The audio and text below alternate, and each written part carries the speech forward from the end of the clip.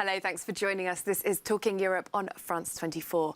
Now, it's been a week of splashing the cash in Europe, or talking about it anyway. The European Commission unveiled plans for a €100 billion fund intended to help some of the most greenhouse gas producing parts of the continent to move into cleaner ways, not just of producing energy, but also generating jobs and wealth. It's known as the Just Transition Fund, and it's going to be the partial responsibility of our guest today. Elisa Ferreira is the new Portuguese European Commissioner. An economist by training, she's also worked as an MEP, Minister and Vice Governor of the Bank of Portugal. Elisa Ferreira, thanks very much for being our guest this week. Thank you for your interest and invitation. Well, your official portfolio is to be in charge of cohesion policy, which we'll talk about in more detail in a minute, reform and a just transition. It's the last of those elements that's been most in the news recently, so we'll start there. Can you just talk us through the headline aims of this Just Transition Fund? It's part of Ursula von der Leyen's Green New Deal. So where is the money going to be spent and what is it going to be spent on? Yes, well, in fact, this Green Deal is a big objective for Europe, and I hope for the rest of the world. But at the same time, we have got to recognize that there are risks and very strong impacts that can be expected on certain regions. So like the big coal-producing regions? Yes, coal-producing regions, or regions that depend on industries that have a lot of climate impact. And that in this change, there will be a lot of labor that will be probably lost. There will be need to close certain factories, close certain industries. And of course, the purpose of this fund, the Just Transition Fund, which is then transformed through a kind of financial architecture into a mechanism, so enlarging its firepower, will address exactly these issues by helping member states and regions to make this transition with minimizing the social impact of the transition itself. Well, there was an announcement of this €100 billion being mobilised. That was the language. The Greens group at the European Parliament, however, have been saying that actually it's €7.5 billion of real money. And they say that the Commission should come clean about the figures. They say that the rest of this €100 billion is a little bit illusory. I don't think so. I wouldn't say so. The 7.5 billion is the fresh money. What I mean by fresh money is money that doesn't come from cohesion, doesn't come from the cohesion envelope, neither from the agricultural envelope. So it will have to be, built in the budget of the European Union, but it is a new money, fresh money. But the rest of those funds, the rest of the 100 billion, it is money that really is there? Yes, the rest of money, 7.5 billion, is like that. But then when you invest €1 from this money, you have got also to engage between 1.5 and 3 times the €1 from the funds of the national envelopes. And then, of course, there are other elements in which Europe expects to mobilize also private money. And then there is another element of a very easy managed loan for public authorities to compensate also the private and the regional elements. So it's a package. So you stand by that €100 billion figure? I think so. Well, Ursula von der Leyen said in December that this Green New Deal would be Europe's man on the moon moment, leading the way, committing to carbon neutrality by the year 2050. However, there was one member state that did not sign up to that carbon neutrality pledge or to implementing the pledge by the year 2050. That's Poland. There is, for example, though, Emmanuel Macron, the French president, saying that, you know, if Poland isn't going to sign up to implementing the deal, then it shouldn't be getting any money. Yeah, well, we'll see. As I mentioned, yes, we have got to be all in the same boat. We have got to be all solving the problems. And of course, the budget is not closed yet. Negotiations are going on. These plans are not ready yet. I truly believe that we'll be able to get a good agreement also with Poland. Well, in terms of the EU budget overall, as you rightly say, the 21 to 2027 budget is overdue, running out of time. Big decisions to be taken, especially with the UK leaving the EU and leaving a big budget hole, estimated at 13 billion euros by the Commission. This fight over how much money should be going into the EU pot is rumbling on. Germany and 4 other net contributors saying that, you know, there should be less. It should be a smaller budget, 1% of the gross national income. The Commission says 1.1%, the Parliament 1.3%. Before we get lost in numbers, who is going to win this battle? Well, I hope Europe and citizens win this battle. In Europe, we have such a high level of integration. The countries are so different from each other. And can we live on a budget that is just 1% of the common income? So if you say you support the citizens, does that mean that you back the Parliament, which wants a 1.3% GNI budget? I think it's difficult that we enlarge the European Union, that we integrate so much, and that, for instance, financial markets are integrated, the trade is integrated, and at the same time that we say, okay, but now we are going to have a huge fight on this 1%. I think politicians, and I'm including myself in this world, I think we should make more visible to the citizens how much these citizens gain, and the industry and the agriculture and the public works, how much they benefit from being together in this club, in this European Union. Well, and your Commission portfolio is one of the areas that's set to lose out if the current plans go ahead. The cohesion policy, as we said, it funds projects aimed at reducing inequalities between member states. It's worth about a third of the EU budget currently. That is likely to go down. Is the current proposal acceptable to you, of a 7% drop? Okay, the proposal from the Commission was already a very moderate proposal. The discussion now is between Member States and the Parliament, so we'll see where it ends. Nevertheless, I think the cohesion policy, and I would like to state this very clearly, is more needed now than ever, because also because the Green Deal calls on more investment, but also because in this globalized world, more and more people that are in regions or in different countries, they feel the impact of these global forces, and sometimes they wonder who is controlling it, who is protecting us.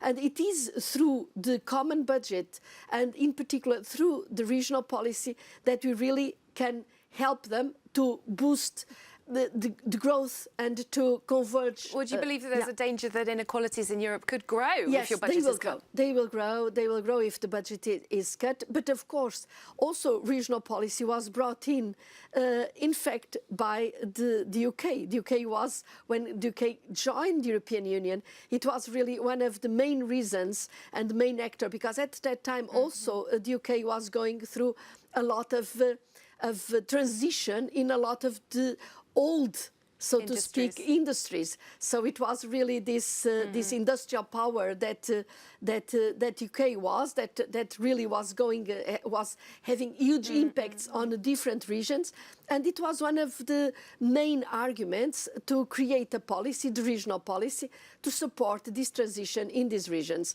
Now with the Green Deal, the challenge is much bigger, but the argument is still the same. Well, the Commission's proposed to make these cohesion funds conditional, in part, on member states adhering to, for example, the EU's rule of law commitments. This has been a really big topic for a couple of years. You indicated in your confirmation hearing with the MEPs that you are in favour of this. Why is that? It's a big change. This is not, for people sometimes, the European Union is just a market. It's not a market, it's a political. It's something that was created after the war on the basis of respect for democracy and rule of law. So the rule of law implies that you have to have sound institutions. And also, if you take a budget and you have to manage a budget, manage is taxpayers' money. It's European taxpayers' money. So there is a huge responsibility. You cannot hand over the money that comes from taxpayers to a society if the quality of their institutions is not absolutely soundproof. Well, I'd give one example of a country that we've talked about already, but it happens to be in the news again on rule of law.